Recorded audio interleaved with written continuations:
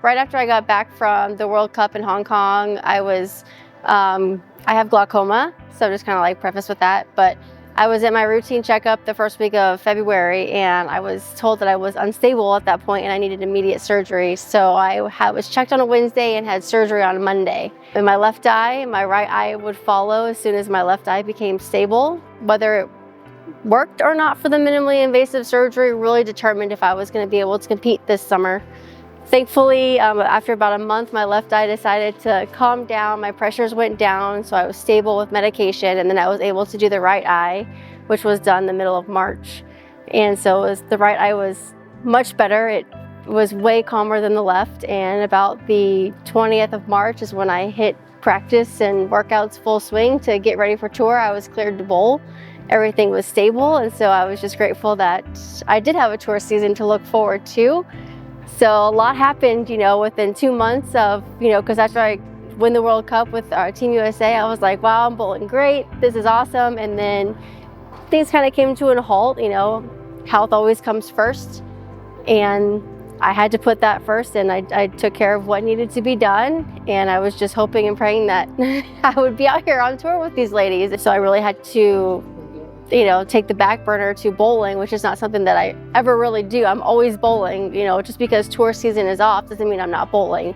I could be bowling for Team USA, I could be bowling local tournaments at home. I'm always bowling, and so to have to put that aside and focus on my health was kind of hard for me, because I'm just like, it's fine. But unfortunately, I had to do the right thing and pick the right choice that time, and I did. It was eye-opening, and I was just grateful when I was able to compete again and actually just go and practice. I was like, okay, I get to throw a bowling ball. And to make the show last week, I think was surprising to myself as well. I bowled really good during qualifying. I finished really good to make the top 25. I was up in the standings, and then I didn't start so hot in the round of 25, shooting 130 game one. That kind of puts a damper on your score. Made some really good shots down the run to make the top 12 and just kind of grinded out the top 12, and was fortunate enough to have a really good game to sneak into that top 5. Sometimes the pins fall, sometimes the pins don't.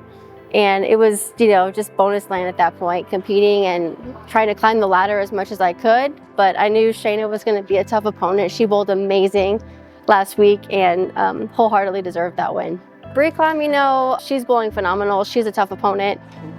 We weren't on the same squads for qualifying, but I watched her bowl on Bowl TV. I watched her a little bit like when we came for their burn, and she bowled phenomenal. I knew she was going to be a very tough opponent. Her ball was reading the lanes really well. She was seeing the lane very well. And so I just told myself, I'm going to almost have to out-execute my opponent, and then it's just going to be up to the pins. And I felt like I did that pretty well. I was 30 clean for our match.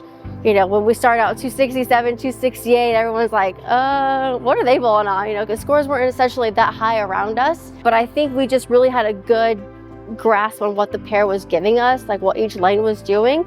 And we were just making phenomenal shots, for the whole match. It really could have gone either way. In my opinion, it was a coin flip on who could have won that match. We both have good starts, but again, we're just trying to execute one shot at a time and advance. For me, this is the hardest tournament of the year. It's just a different mentality. You have 3 games, against your opponent. You could be up by 100 pins game 1. That doesn't mean the match is over. I bowled Liz Johnson first match, and there's never enough pins in my mind that I have a cushion to win. I always need more pins. I always need to execute and make the best shots possible to beat my opponent. Again, it's not over till it's over, and I think, a lot of ladies out here think that too. They try to go out swinging and try to get as many pins as possible, because any opponent can get hot at any given time. I mean, you think about it, you only need to win 6 matches, right, to be on the TV show. 6 matches is nothing. But then you're like, okay, who am I bowling? But it's hard to look at your opponent, because you're really bowling the lanes and the pins and trying to knock them over. Everyone has said the easiest, hardest tournament to win, because the matchups can determine a lot what side of the bracket you're on, what time of day you bowl. Did you bowl first thing at the 9, or did you bowl the second fresh? The lanes are different. So a lot of factors come into play. To win the Queen's title and give me my second major would make me PWBA Hall of Fame eligible.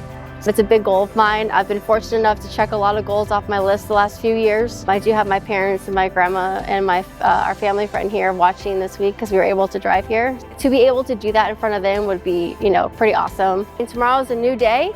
almost like another tournament again, you know, gonna have another tough opponent in the morning. So I'm just honestly stick to my game plan, be consistent, make good shots, fill frames.